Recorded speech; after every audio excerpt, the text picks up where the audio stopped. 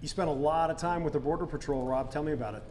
Yeah, I came in 1987, and in 1987 we had just initiated the, it was called IRCA, Immigration Reform and Control Act, that was started by, at the time, President Reagan. And that set in motion all kinds of loopholes that allowed for aliens to get legal status in the country.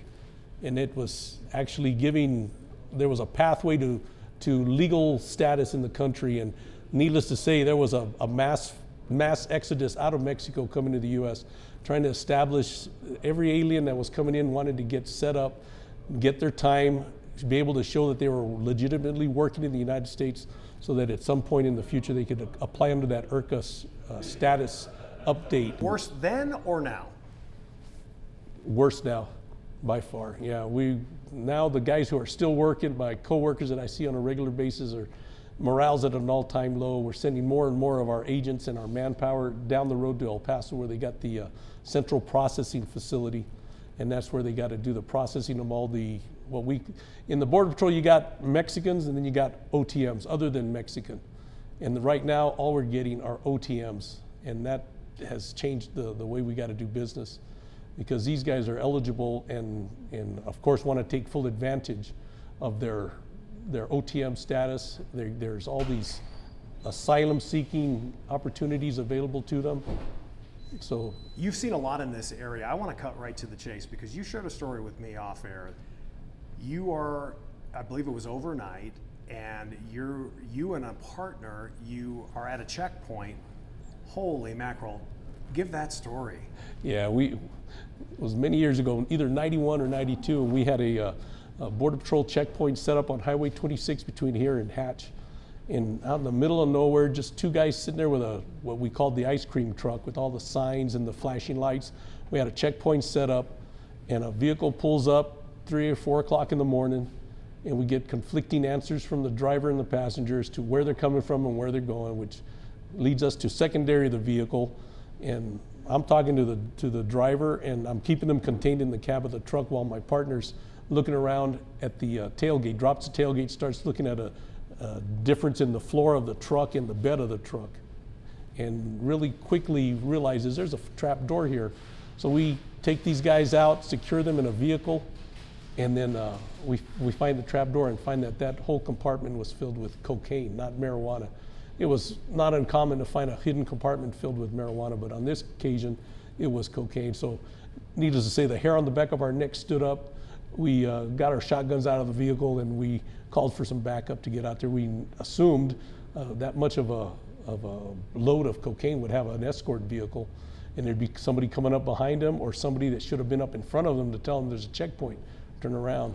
Of course, this was in the days before cell phones were so prevalent, so they have to do it the old-fashioned way. What was the value of that cocaine? It was, at that time, it was $40 million. The entire bed of that truck, about an 8-inch by 8 by 10 foot area filled with cocaine. How long did it take for you? You guys are, I mean, with all due respect, you're kind of in the middle of nowhere. It's two of you. How long did it take for backup to come? It was 30 or 40 minutes before we had backup on scene. What are you thinking during those 30 or 40 minutes? Yeah, we were just watching the perimeter, making sure that we didn't have anybody sneak up on us. And of course, we had these guys handcuffs, patted down. They were in cuffs, patted down in the vehicle, separated so they couldn't confer and get their story straight. But it was a little bit of a harrowing experience for a couple of rookies. It could have gone so much differently. That could have gone all kinds of wrong. It could have. It was one of the, I think to this day, it's one of the biggest cocaine hauls that we've had in the Deming station. It was a red letter day, I'll tell you. We remember it fondly. And it ended well. Yeah. How is it, Rob, today when it comes to, you know, we were down at Columbus Port of Entry, we've been down to Sunland Park, we've seen in El Paso. Look, there's Border Patrol still everywhere. We still hear of caravans. Caravans have come in to this country, and some of them are coming, as you know, we've talked about coming into Colorado. It's not as if, you know, we can wipe our hands and say, hey, mission accomplished. No. It keeps on coming, and there's more of an incentive now than ever. Why is that? Because of the liberal policies. You go down to El Paso and you see the downtown El Paso neighborhoods that have just been overtaken with the migrants that are just awaiting transfer out of the El Paso area. And I know El Paso's been very welcoming. They're not doing anything to discourage the traffic that we're seeing, but El Paso's always been very welcoming in that regard. The Catholic Church is very strong in El Paso.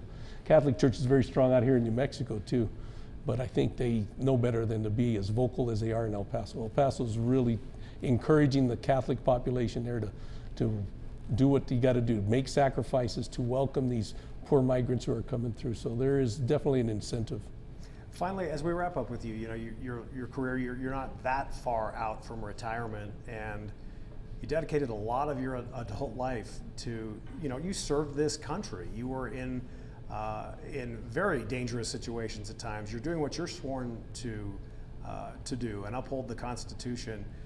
It just seems like men and women like you of the past, you were dealt with some bad hands, but it also seems like the men and women of today in ICE and Border Patrol and other groups, you're trying, but if you're not allowed to enforce the laws, man, I can't imagine how infuriating that's been.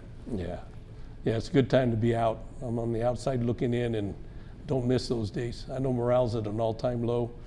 The guys that are doing the job now, they get very little job satisfaction. And that used to go a long way back when I was working. Could you say right now, final question for you, could you recommend a career in either law enforcement or what you did or in ICE? Could you recommend that to a younger person today?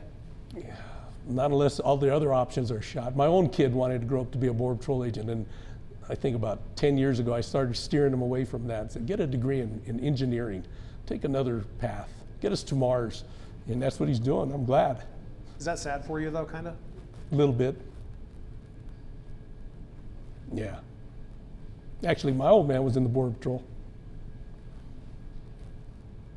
So yeah, it does change everything.